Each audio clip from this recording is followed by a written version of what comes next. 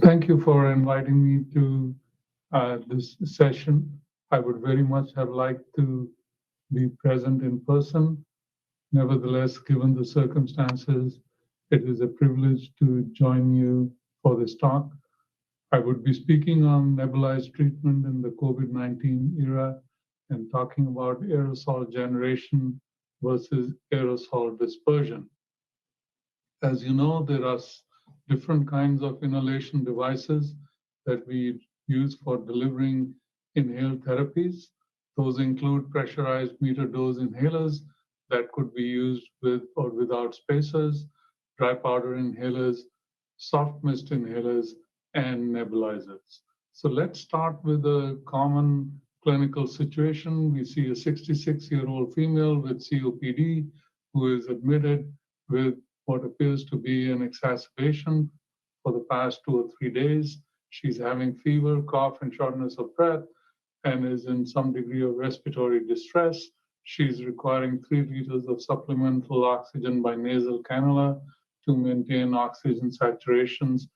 And she has been using her PMDI and holding chamber at home very frequently for the past 2 days without any relief. So the common delivery method which we would select for bronchodilator therapy from among the various choices that we have is commonly to use nebulizers. So nebulizers are used not only for delivering bronchodilators and corticosteroids, but they can also be used to administer mucolytics, antibiotics, prostacyclins, and surfactant, and the ones that are highlighted in yellow are mainly delivered by nebulizers as compared to other inhalation devices. So the apprehension about the use of nebulizers comes from the fact that we know that droplet and airborne transmission is the major route for transmission of SARS-CoV-2, and that we perform several procedures in the hospital that are aerosol generating and have the potential to spread the infection. So this cartoon tries to differentiate between aerosol generating and aerosol dispersing procedures. In panel A, we show that a small amount of aerosol generated during normal breathing travels short distances before it evaporates. In panel B, we show that a burst of aerosols is generated during procedures that provoke coughing, such as suctioning, intubation, or bronchoscopy. And in panel C, we see that administration of therapeutic aerosols by nebulizer, non-invasive ventilation, or use of high-flow nasal cannula could disperse aerosols from the patient as a jet to a greater distance because of the high flows associated with these therapies. So in the hospital environment, there are various kinds of aerosols that include bioaerosols that are generated by infected patients and are spread by coughing, sneezing, singing, speaking, or breathing. And these are the major source for transmission of SARS-CoV-2. Then we have the aerosol devices produced medical aerosols, and those are generally not a source of disease transmission unless they are contaminated by patients or healthcare professionals. It is possible that the nebulizer chamber may become contaminated by the patient's saliva and then be re-aerosolized. However, the chances of that happening are quite remote. So the ones that we are most concerned with are fugitive aerosols that exit the device during exhalation, do not deposit in the lung, and are released in the ambient environment. And the quantity and characteristics of these fugitive aerosols depend on the device, the interface, the patient type, and the flow rate that is being utilized. So the first question we need to answer is whether nebulizers increase viral concentrations in the environment.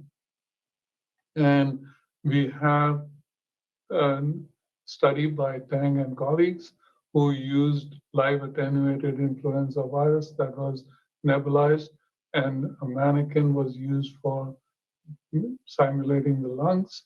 And when a home jet nebulizer and simple mask was employed, they found that viral contamination in the environment that decreased with increasing distance from the mouth.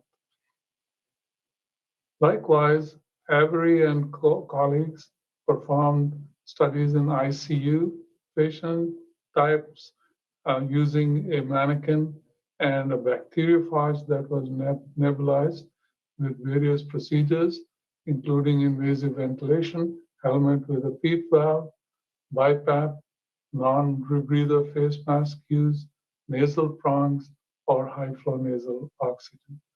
And they found that there was indeed spread of the bacteriophage into the environment, which decreased with increasing distance from the mouth. They found very low levels of contamination with invasive ventilation. And importantly, they found that even with non-invasive ventilation, when a helmet with a PEEP valve was used, the amount of aerosol that was dispersed into the environment was reduced very significantly. McGrath and colleagues studied the aerosol dispersion from nebulizers using a jet nebulizer and a vibrating mesh nebulizer. What they found was that the highest degree of aerosol dispersion was seen when a jet nebulizer was used with a face mask, and it was reduced when a mouthpiece, and especially a mouthpiece with a filter, was used. When a vibrating mesh nebulizer was used, the aerosol dispersion was less, and it was reduced to almost negligible levels with the use of a mouthpiece and an expiratory filter. So placement of filters attached to the mouthpiece is recommended to mitigate dispersion of aerosol in the exhale breath during nebulizer operation. Filters can be adapted with either jet or vibrating mesh nebulizers used with a mouthpiece. We instruct the patient to seal their lips tightly around the mouthpiece and breathe through the mouth. The use of expiratory filters markedly reduces aerosol dispersion into the environment with use of nebulizers.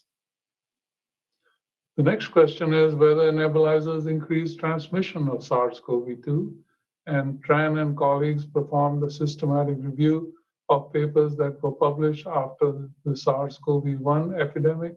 And although the papers were not very robust and they were heterogeneous, they concluded that there was increased risk of transmission with certain procedures such as tracheal intubation, non-invasive ventilation, tracheotomy, and manual ventilation before intubation. Significantly, they found that nebulizer treatment did not increase the odds of developing an infection. However, the studies, again, as I mentioned, were not robust, and the spread around the mean was quite large.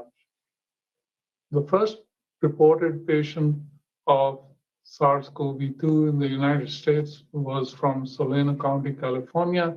And again, it was observed that healthcare professionals who were around these patients and used nebulizer treatments had a greater odds of developing the infection.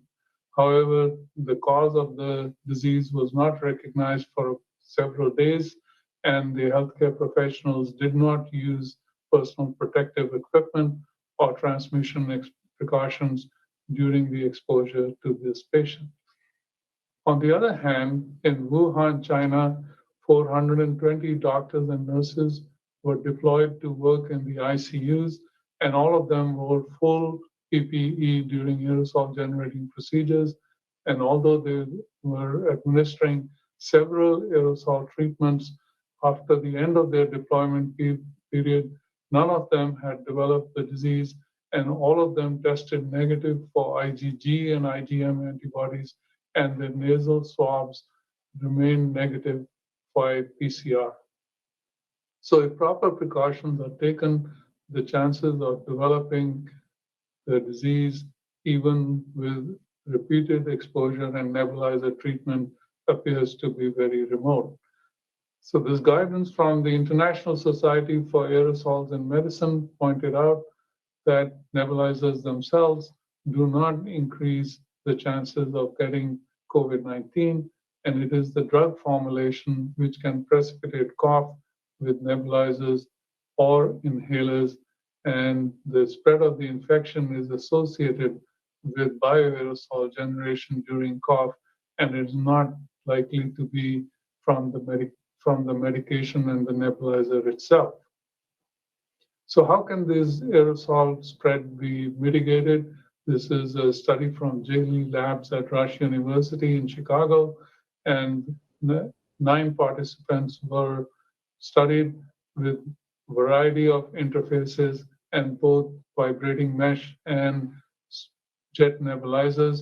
What they found was that with the use of a mask, the vibrating mesh nebulizer produced less particulate aerosol in the 1 to 5 micrometer range compared to small volume nebulizers.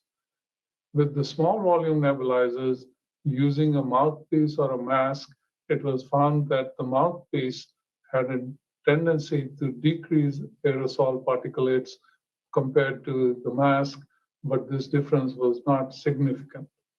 On the other hand, when a mouthpiece was used with or without an exhalation filter, we can see that the amount of aerosol particulates were across a variety of sizes was decreased with the use of the filter in both the small volume nebulizer and with the vibrating mesh nebulizer.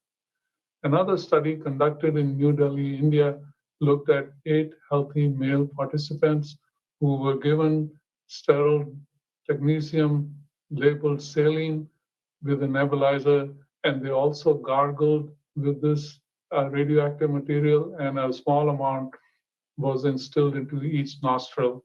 So this was a simulation of a viral infection, but using Radiolabeled, and 3 types of breathing patterns were studied: tidal breathing, induced coughing or sneezing, and various. The comparison was with tidal breathing with no nebulizer, or with a nebulizer with face mask, a face mask with an expiratory filter, and a face mask with a face shield. They studied deposition of radioactivity in the near zone, which was 1 foot on either side of the subject and 1 foot in front, or the far zone, which extended the amount of distance by another half a foot in each direction to the side and 1 foot to the front. What they found was that when the person was breathing tidally and there was no nebulizer use compared with nebulizer use with these various interfaces, there was no difference in the amount of radioactivity seen in the near zone or the far zone. So the apprehension that nebulizers would increase dispersion of aerosol was not borne out in this study. On the other hand, as expected, the dispersion of radioactivity in the far zone increased with coughing and sneezing, but they could still be reduced by the use of these various interfaces. So going back to our patient, if we give bronchodilator therapy with a nebulizer and it is successful, then the person can be discharged home. Whereas if other devices are used and the therapy is not successful, it can lead to prolongation of hospital admission, more intensive therapy, the use of non-invasive ventilation or intubation and mechanical ventilation, all aerosol generating procedures which increase the risk of virus transmission. So the questions then are, should we mitigate the spread of aerosols during the COVID-19 pandemic? And the answer is yes. Should we take appropriate precautions while caring for patients with COVID-19? And the answer is again yes. And the third one is that should we continue use of nebulizers during the COVID-19 pandemic? And this is again a definitive yes. So I have also included in your handout the optimal technique of nebulizer use and a short discussion about nebulizer cleaning and disinfection. And with that, I thank you very much for your attention, and I'll be happy to take any questions.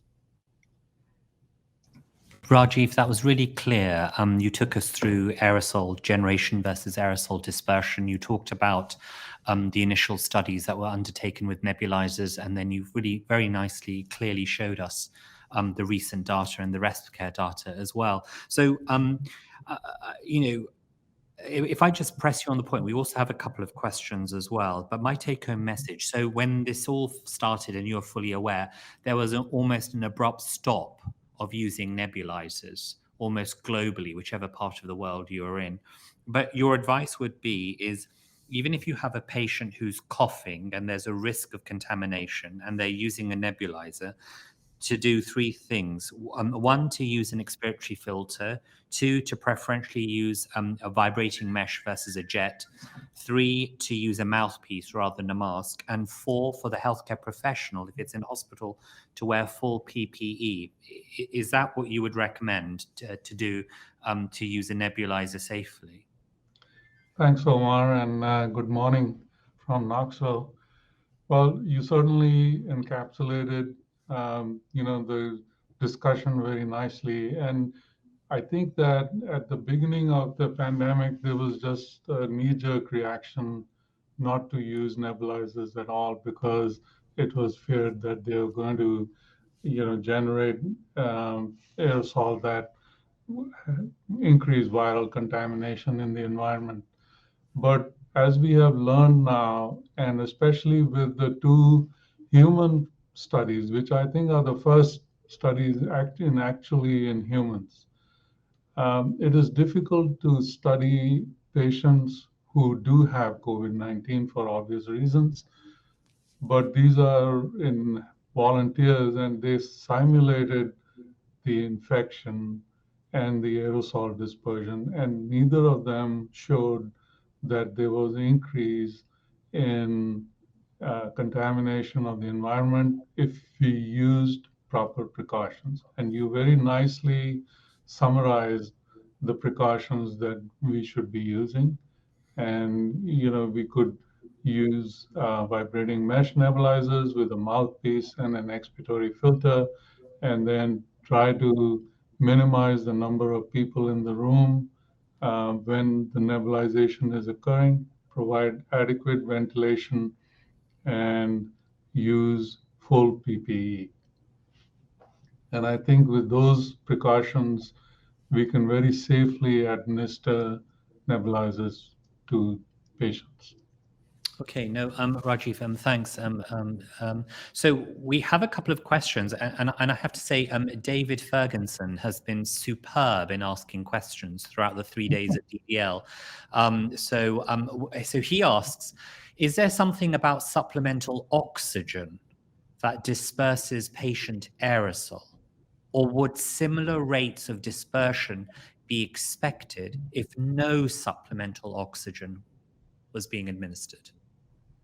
With the nebula, yeah. So I guess the question is, if you're just giving supplemental oxygen, is there a risk of aerosolizing virus? And again, I think the studies show that there is not a great risk of, the virus is going to be in the environment, as you know, even from coughing, sneezing, talking, that there is some aerosolization of the virus in the environment, but these procedures are not, going to greatly increase the risk of transmission, provided you take the appropriate precautions. And we found with high flow nasal oxygen, for example, that just putting a surgical mask on the patient while the patient is receiving high flow nasal oxygen greatly minimizes the dispersion of the aerosol.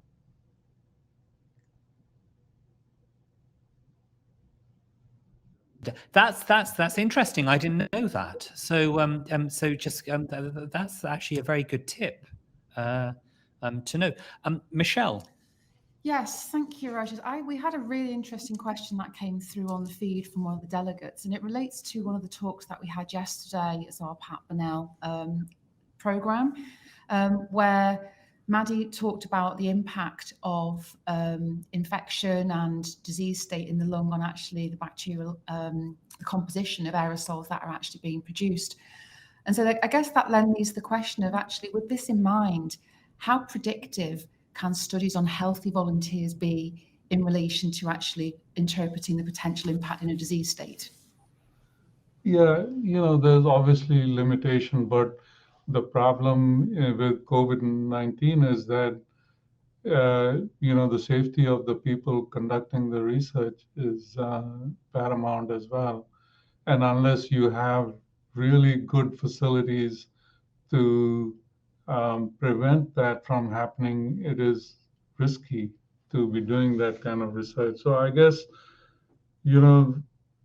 there are people who are looking at the viral concentrations in the environment of patients with COVID-19, and we will have to await the results of those studies. But in the meantime, I think that the studies that I have presented are really the first attempt to look at this issue. And it doesn't seem like it's a big risk factor, especially if you take into consideration all the mitigating factors that you can use to try and reduce disease transmission.